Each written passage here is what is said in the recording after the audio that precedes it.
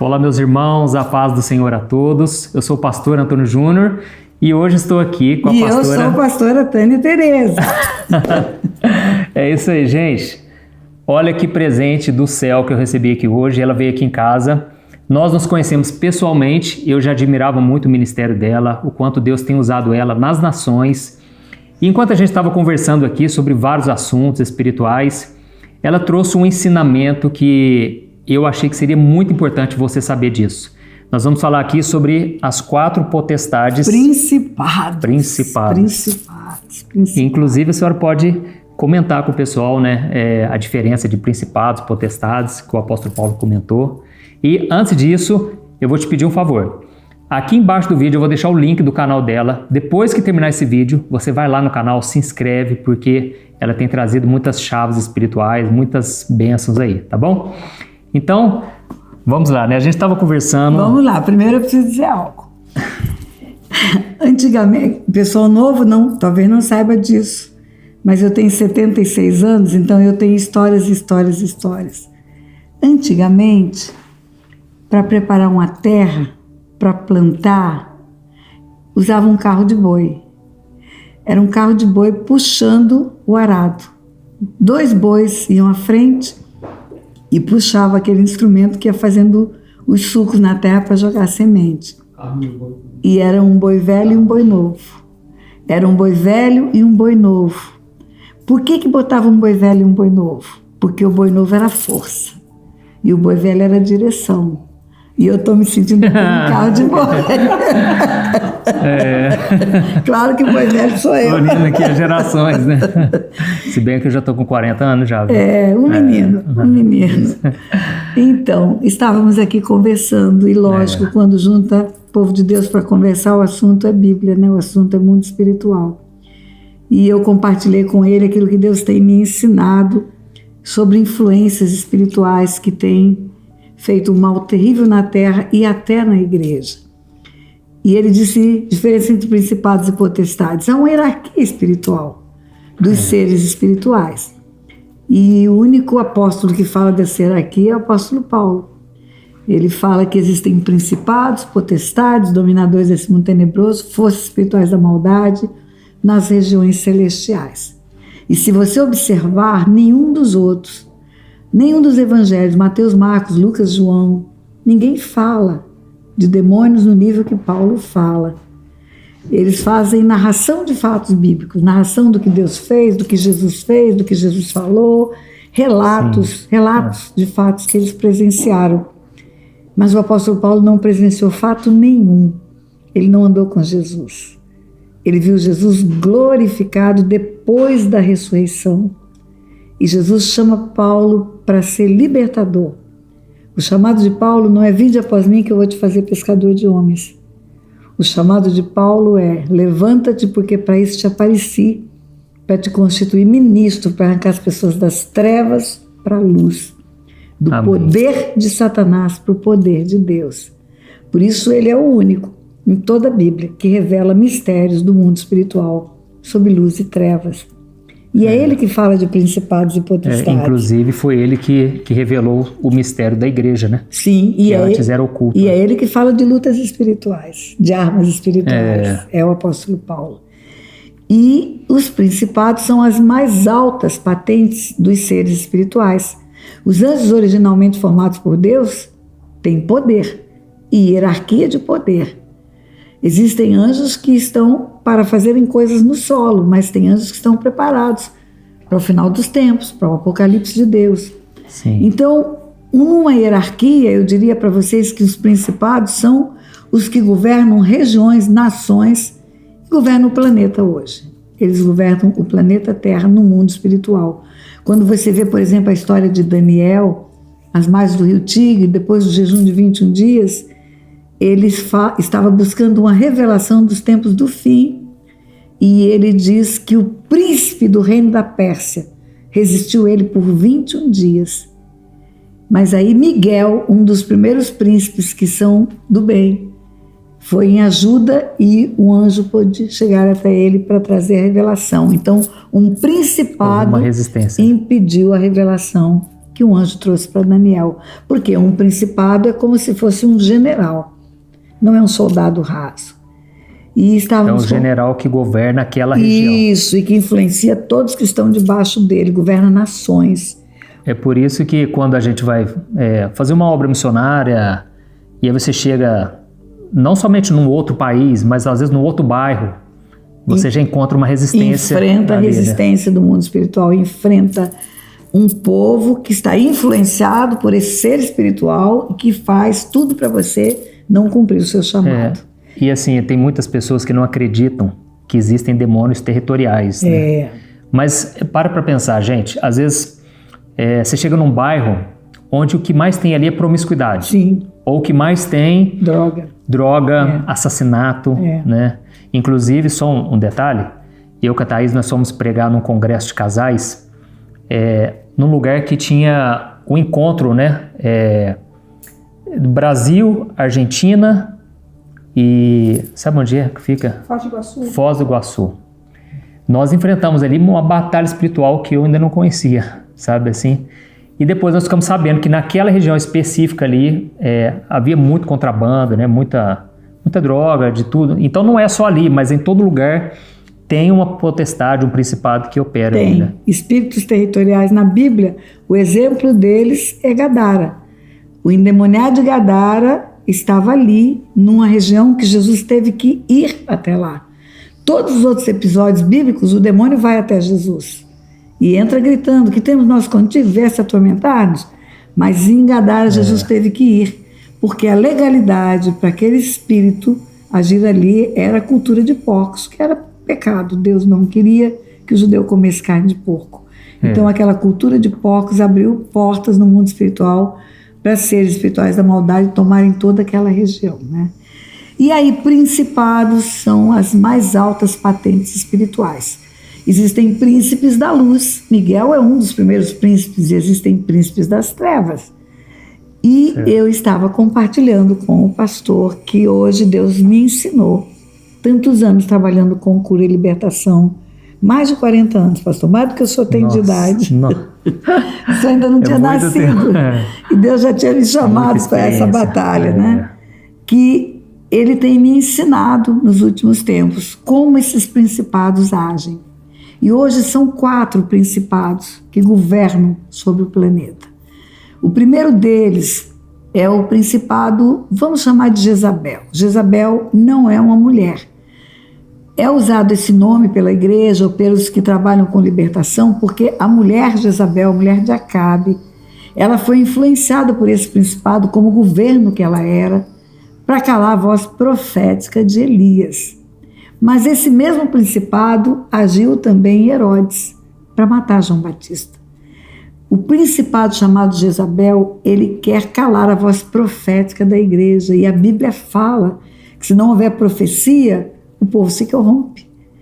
A profecia alerta o povo para o que Deus vai fazer, para o que Deus vai preparar. Interessante. Deus não fará nada, né? Não, sem anunciar primeiro aos servos os profetas. Interessante, pastor, que Deus me mostrou algo lindo na Bíblia. Isaías 42, Deus usa o profeta Isaías, que nasceu 700 anos antes de Jesus, para anunciar as 2 vindas do Messias. Isaías 42, na primeira parte, profetiza a primeira vinda. Na primeira parte, Isaías fala assim: não esmagará a cana quebrada, não apagará a torcida que fumega, não vai gritar, não vai proclamar o seu direito. Mas na segunda parte da mesma profecia de Isaías 42, a partir do versículo 13, ele fala: gritará, lançará o seu forte grito como homem de guerra. Está falando da segunda vinda, da primeira e da segunda numa profecia só. Mas antes da 42, pastor, na 41, Isaías 41, Deus desafia os ídolos. Ele diz assim, fala para os ídolos: vamos ver se vocês são alguma coisa. Anuncia alguma coisa, futuro eu quero ver se vai acontecer. E diz mais: me diz alguma coisa que vocês anunciaram que aconteceu. Eu quero saber se vocês são deuses mesmo. Porque os ídolos não sabem profetizar. Os ídolos têm boca e não falam. Não profetizam nada. Deus sabe o futuro, porque Ele é onisciente, onipresente, sabe tudo. Mas esse principado chamado Jezabel, usa a igreja de hoje, eu estou falando da igreja, estou falando da Jezabel, de Acabe. Jezabel, o espírito de Jezabel, que cala a voz profética da igreja, faz com que ministérios se tornem fechados, engessados, não acolhe voz profética, não acolhe profetas, silencia os profetas, não deixa o que Deus quer fazer para alertar o povo através da voz profética. Dizem, Deus tem que falar só através de mim, se não falar através de mim, que sou líder, não fala através de ninguém. Deus só fala pela Bíblia, não fala mais a partir de hoje. Então, Jesus estava enganado quando ele deu dons aos homens, inclusive o dom profético. Mestre, pastor, apóstolo, evangelista. Esse espírito de Jezabel que permeia a igreja está fazendo da igreja um instrumento de sequidão, porque sem a voz profética vai morrer, vai acabar. Há outro principado. Inclusive, muitas pessoas falam assim, esse negócio de espírito de Jezabel, isso não existe mais. Só que Apocalipse fala que a igreja tolerou o espírito de Jezabel. É isso aí, fala para a igreja deste tempo. Porque Apocalipse fala das igrejas que estamos vivendo hoje, do que aconteceu com as igrejas hoje. Tenho contra ti, e tem igreja que está morrendo por causa disso. Eu venho de uma igreja tradicional. Eu também. Mas estou liberta. Não, eu estou liberta, não, eu estou mais tradicional. A minha tradição é da igreja primitiva agora. Aí, ó, quando o pessoal me pergunta, você é da tradicional? Eu falo, cara, eu sou pentecostal, eu vim lá de Pentecostes. Isso aí, né? Isso aí, exatamente. Então, acho que todo cristão nascer de novo é pentecostal. É verdade. Só que muitos, por causa da religiosidade, né, por crenças que aprenderam com os outros, limitam, né? E eu sou resultado de voz profética, pessoas que foram usadas por Deus. Glória a Deus. E a gente sabe que é Deus. Então Deus fala assim, lógico que tem os profetados aí, né? Mas a gente tem Espírito Santo, vai discernir, né? O meu ministério, pastor, foi profetizado na sala da minha casa, quando eu nunca imaginava que veria o que vivo hoje, por um rapaz de 16 anos, um jovenzinho. Olha. E se cumpre tudo que ele falou. Glória a Deus. Mas o outro principado que hoje permeia no universo, nas nações, e impede que a igreja seja aquilo que ela precisa ser, resplandecer, mostrar a Deus para o povo, é Mamon. É um principado que mostra a importância de valores, de objetos, de lugares, de templos faraônicos. Quanto mais dinheiro tiver, mais sucesso tem. Quanto mais construir coisas que são alto preço, tem mais valor. Quanto mais cobrar para pregar. Pastor, às vezes eu vou pregar num lugar, a pessoa fala, quanto que a senhora cobra para pregar? Eu falo, eu não cobro, eu sou crente. Eu sou crente. Agora, se você for crente, a igreja vai pagar meu transporte, minha alimentação. E se a igreja der uma oferta, está cumprindo a palavra, mas isso é bíblico, não é cobrar cachê. O que é isso? Não é? É isso aí. Mamon. E às vezes, o contrário também acontece, a avareza. Não, a igreja usa o seu nome para encher de gente e bye-bye. Eu vou contar um exemplo aqui. Eu fui pregar num lugar, um evento da prefeitura, e aí eles perguntaram, a mesma pergunta. Pastor, cobra quanto? Cara, eu não cobro. Sou crente. Mas, por favor, pague a minha gasolina. Era quase 5 horas de viagem. Tive que colocar minha família no carro, né? Tem todo o risco. Resumindo.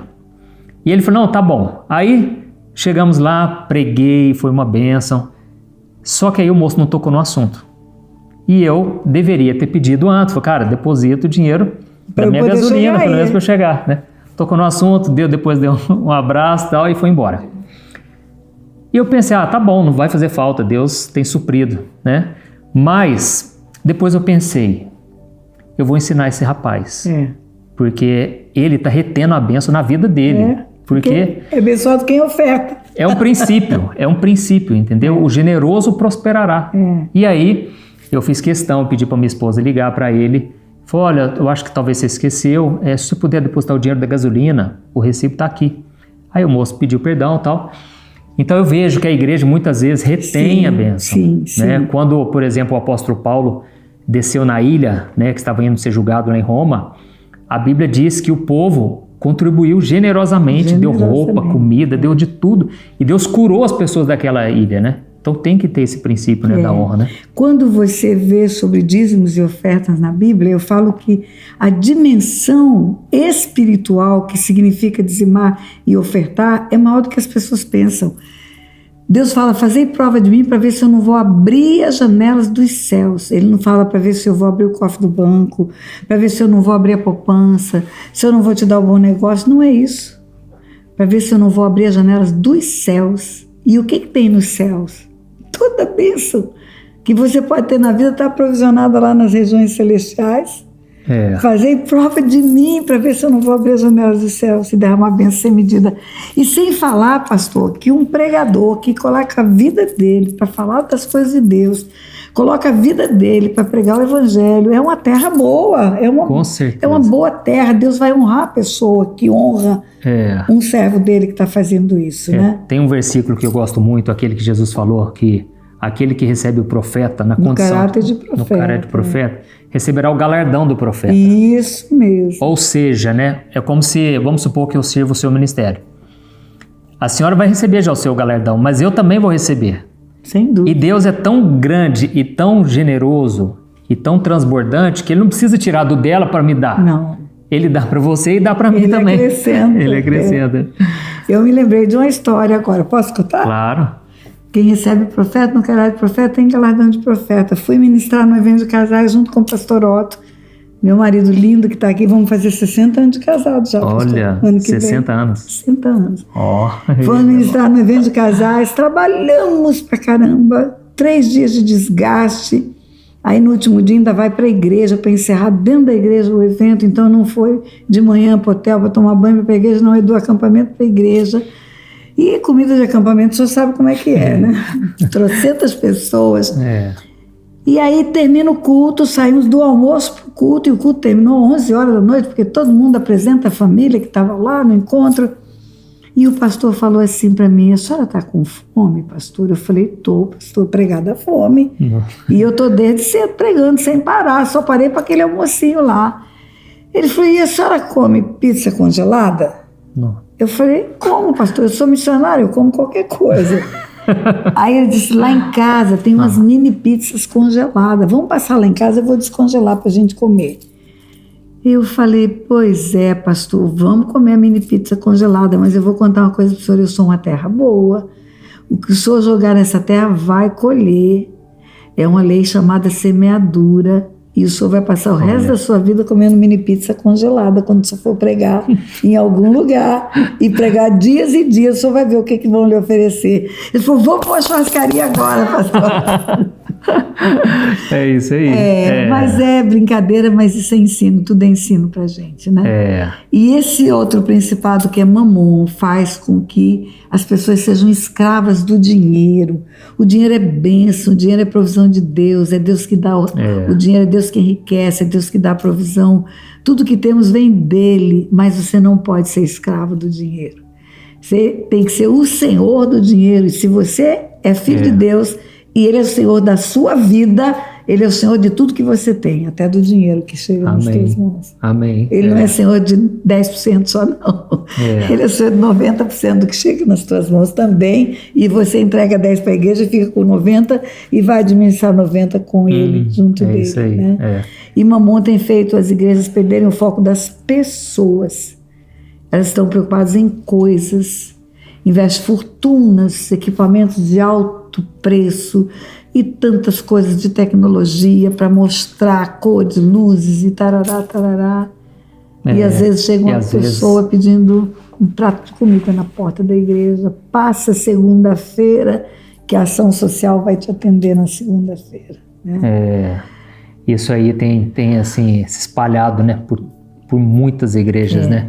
Que às vezes o foco dela deixou de ser missões, deixou de ser socorrer os órfãos, as viúvas, para querer encher a igreja de ar-condicionado, que é bênção também. Também, uma coisa não exclui a outra. Colocar um telão maior. Uma coisa não exclui a outra, mas não pode perder o foco das pessoas, não pode perder o foco do que Jesus disse. Eu preguei isso recentemente por causa da calamidade que aconteceu no Rio Grande do Sul. Jesus falou, eu tive fome, não me deste de comer, tive frio, não me deste de vestir, tive sede, não me deste de beber. Como você vai ser cristão, vai ser uma igreja cristã e não vai praticar essa boa obra que Jesus deixou para nós? É isso aí. Como? Né? Não pode. Não é incompatível com a vida do cristão. Muitos estão tendo fome e sede, não de justiça, mas de prosperidade. Né? E gastam fortunas para irem para uma reunião onde uma celebridade vai cobrar uma fortuna para sentar à mesa com a celebridade, paga uma fortuna para 3 dias de evento e na hora de uma oferta, no estacionamento, na hora de uma oferta no sinal de trânsito, dá uma moedinha só. Né? Então esse principado realmente tem... Ele está destruindo a igreja, pastor. Porque quando Mamon entra, Jesus sai. Não se pode servir a 2 senhores. Não se pode servir a 2 senhores, ou um ou outro. Não é? Então, a igreja tem... E é interessante que Jesus citou só o dinheiro, né? Só. É o que mais compete, vamos assim dizer. O amor ao dinheiro é a raiz de todos os males. E o outro principado é Leviatã. Leviatã, ele gera 2 respostas no meio do povo de Deus, no mundo todo, mas eu estou falando do meio do povo de Deus. No mundo todo. Se você vê uma celebridade que vai fazer um evento no Maracanã, no Rio de Janeiro, numa praia, em qualquer lugar, junta milhões de pessoas, todo mundo ovaciona, tarará, tarará, exalta a pessoa, exalta a celebridade. E Leviatã faz com que o homem de Deus, a mulher de Deus, sinta-se uma celebridade. Ele se envaidece. Ele perde a simplicidade que é inerente ao cristianismo.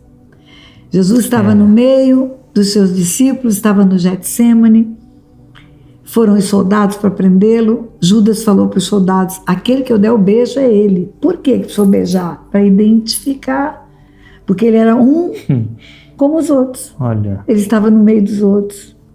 Ele nunca foi celebridade. Uma pessoa comum, extraordinária, mas comum. E essa autoexaltação que os líderes fazem hoje no meio do povo, meu Deus. É muito... Sabe o que acontece? Eles arrumam uma posição pior do que o diabo. O diabo sabe disso porque Deus fala que ele abate o soberbo e ele exalta o humilde. Quando você encontra um líder, um pregador que perdeu a simplicidade, que perdeu a maneira simples de ser, de falar, de conviver, ele arruma um opositor pior do que o diabo, que é o próprio Deus. O diabo você manda embora em nome de Jesus, e Deus você vai mandar embora em nome de quem? Forte, Não vai conseguir mandar. Escapa, né? Deus derruba, Deus derruba. Por que Deus derruba? Porque a queda de Lúcifer foi por causa disso. Porque Deus não deixou um anjo ficar no céu, porque se ensoberbeceu. Mesmo sendo ungido, né? Mesmo sendo ungido. Querubim ungido. Pastor, presta atenção. Aonde ele estava? No céu. Não era uma congregação local. Qual foi a autoridade que ungiu ele? O próprio Deus. Era um homem? Não. Era um anjo. Querubim ungido. E caiu. E por que caiu? Pela soberba, pelo orgulho, pela vaidade.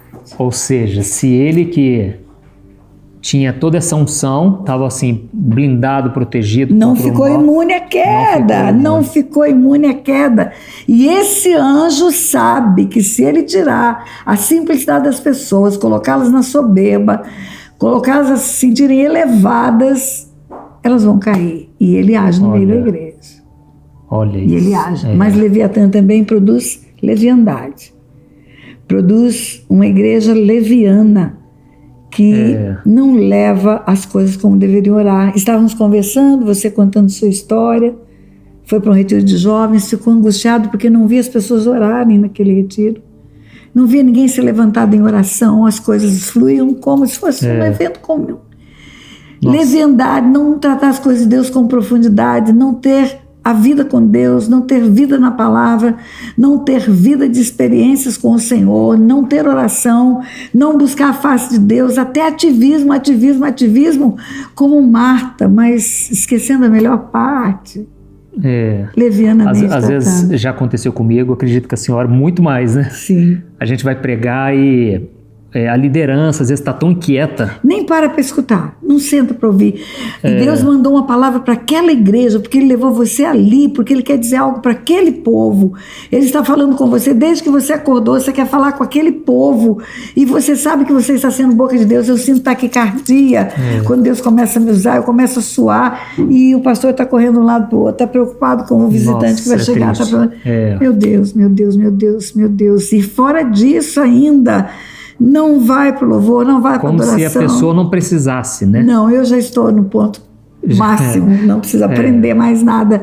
Eu vejo a maravilha nesses seminários que eu faço, pastor, o tanto de líderes de alto nível no meio da igreja que vão para o seminário, fica sentadinho aprendendo, e eu penso, meu Deus, olha a humildade desse homem. Porque ele não está dizendo eu já sei tudo, ele está dizendo talvez a pastora Tânia tenha recebido de Deus uma revelação que eu ainda não tive. Eu vou aprender com ela. A igreja, esse corpo de Cristo, ela todinha vai revelar Deus. A Bíblia fala que a multiforme sabedoria de Deus é revelada pela igreja, não é por um ministério, não é por um homem, não é por uma pessoa, é pelo corpo de Cristo. Você tem algo para me ensinar e eu tenho algo para te ensinar.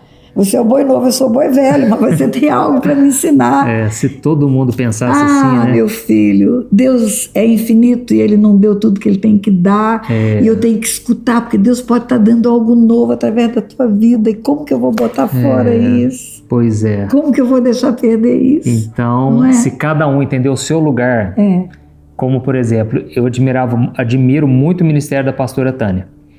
Eu vou receber as bênçãos que Deus tem para mim através dela, os galardões, os presentes que Deus quer me dar. Amém. Ao reconhecer o chamado que Deus tem para ela. Então, eu não preciso disputar com ela, porque a seara é muito grande, a obra é muito grande. E tem 8 bilhões de pessoas na face da terra. Eu vou alcançar um tipo de pessoa, ela vai alcançar outro tipo. Então, assim, eu fui no evento, convidado num evento que tinha assim, uns 40 ministros de louvor, pastores, que iam ministrar nesse lugar, um congresso. E eu fiquei tão triste de ver a disputa de egos. Coisa deprimente. É um querendo contar mais pro outro o que tá fazendo, sabe? E aquele negócio de tirar foto pra cá, pra lá. E, sabe, assim, eu fiquei pensando, gente, nós estamos tão distantes de como Jesus era. Ele falou, o menor vai ser o maior. Pra que querer ficar essa disputa, né? Então, realmente, como é que chama? Leviatã. Ele realmente produz soberba, vaidade e leviandade no meio do povo de Deus. Você falou de eventos assim, tem 40 pregadores. Muitas vezes hoje eu fujo disso, sabe, pastor? Eu fujo disso, porque é justamente por causa do estrelismo. E outra coisa, por que não coloca 2, 3 homens e mulheres de Deus para falar mais tempo? É isso aí. Entendeu? É muito desgaste para ficar ouvindo celebridade, para ter um cartaz com 40 rostos lá e com isso mover acontecimento e bilheteria também, não é? Junta aí a vaidade com o amor, mistura tudo. Mas, na verdade, Deus está querendo que a igreja saiba que isso tudo tem prejudicado muito a unção, a presença do Espírito Santo de Deus. A única celebridade que tem no Evangelho chama Jesus Cristo. Ele é a luz, ele tem luz própria, ele é a luz, né? Ele falou para os fariseus, se vocês ficarem buscando a glória um dos outros, não podereis crer. Né? Então, assim, quando a gente fica buscando reconhecimento, glória um do outro, aí a gente não consegue ter a fé genuína, Deus não se move, fica só a mão do homem, né? Eu gosto de citar nos eventos os fariseus e Simeão, homem simples do povo, profeta, velhinho na sua casa, e os fariseus cheios de conhecimento, cheios de informação. Eles estavam nos templos, nas sinagogas, junto com os sacerdotes. Jesus estava no meio dos homens e eles não identificavam que era Jesus. Olha. Simeão foi mandado para o templo, Jesus era um bebê no colo de Maria, e o Espírito fala, vai para o templo, você vai ver o Messias, já nasceu. E Simeão vê só um bebê, só um bebezinho no colo de uma mulher. E identifica o Messias. E ele faz o cântico dele. Nesse cântico ele fala, agora eu posso descansar em paz, meus olhos viram a salvação de Israel. Glória a Deus. Que diferença tem entre Simeão e os grandes? É a conexão com Deus. É a conexão com Deus. É a conexão com Deus. Precisamos voltar à essência. A igreja precisa disso. A igreja precisa de conexão com Deus. Ela precisa voltar a buscar a face de Deus, voltar a ter sede e fome da presença de Deus. Né? Principalmente nessa era de redes sociais, né? Então, assim, um querendo mostrar que tem mais seguidor, alcança mais gente. Só que para Deus não importa a quantidade, é a fidelidade. Então, quantos membros você tem? Você chega para um pregador, pergunta para o outro, você vai em reunião de pastores e um quer ter mais notoriedade porque tem uma igreja maior. Quantos membros você tem? Se perguntar para mim, eu vou falar, eu tenho 4, 2 braços e 2 pernas, só 4 membros eu tenho. Agora, quantas ovelhas Jesus tem, dá para eu cuidar, é um monte de gente, né? Diferente. Mas o outro principado que ainda, com esses primeiros que eu te falei, influencia o tempo de hoje, não só a igreja, mas a sociedade, é Dagon. Dagon é o principado da promiscuidade. Quando você vê a história de Sansão, você vê que Dalila foi uma mulher usada por um principado para derrubar um líder que se levantou, ou foi levantado por Deus, para libertar uma nação inteira. Sansão nasceu para livrar Israel do poder dos filisteus, mas a promiscuidade coloca Sansão no cativeiro. E quando você vê o fim da história de Sansão, os que prenderam Sansão não dizem, vamos fazer uma festa para Dalila, mas eles dizem, vamos fazer uma festa para Dagon. Os filisteus adoravam esse principado. Vamos fazer uma festa para Dagon, porque Dagon nos entregou o nosso inimigo. Então, quem entregou não foi Dalila. Dalila foi só um corpo bonito, sensual, usado por um principado para destruir um líder espiritual. E Dagon tem usado as redes sociais com pornografia, as redes sociais com a facilidade do acesso à internet para ver aquilo que ninguém vai saber que está vendo, porque é escondido dentro do escritório, e destruir famílias, destruir ministérios e destruir a igreja, porque o escândalo está permeando a igreja pela influência de Dagon, né? Então, esses principados trabalham juntos, pastor. Trabalha no mundo e tem atuado na igreja, o que não deveria, né? Então, irmãos, você aí que absorveu todos os conteúdos, se você não captou tudo, volte depois, compartilhe, porque eu acho que se a gente souber como o inimigo trabalha, a gente vai ter muito mais força, capacidade, armamentos, né, para a gente vencer as estratégias dele. Então, muita gente até comentou comigo, pastor, mas você fala muito do inimigo no seu canal. Irmãos, se a gente souber como que o inimigo age, nós vamos vencer ele, entendeu? Mas se a gente não souber, ele vai trabalhando escondido no meio da igreja e, infelizmente, ele começa de dentro às vezes, sabe? Assim como aconteceu com Neemias, né? E o Ministério Tânia Tereza, pastor, o nosso Ministério é de cura e libertação. 40 anos trabalhando, ajudando pessoas a saírem das casas do diabo, 40 anos trabalhando, ajudando líderes a se levantarem que estavam no cativeiro, 40 anos trabalhando, libertando cativos e oprimidos. Glória a Deus. E se você que está me ouvindo precisa de ajuda, corre atrás, tem jeito, tem solução. Isso, ela faz um seminário, irmãos, tremendo. Então, vou deixar o link aqui, vai lá agora no canal dela. Lá você vai ter todas as informações, os livros que ela já escreveu. No meu site tem os meus seminários, né? Tudo que eu tenho nas redes sociais tem o meu nome, Tânia Tereza com Z, Tânia Tereza com Z. E eu sou uma velhinha high-tech. Eu tenho Spotify, eu tenho TikTok, eu tenho um canal no YouTube, eu tenho de tudo um pouco, Instagram, Telegram.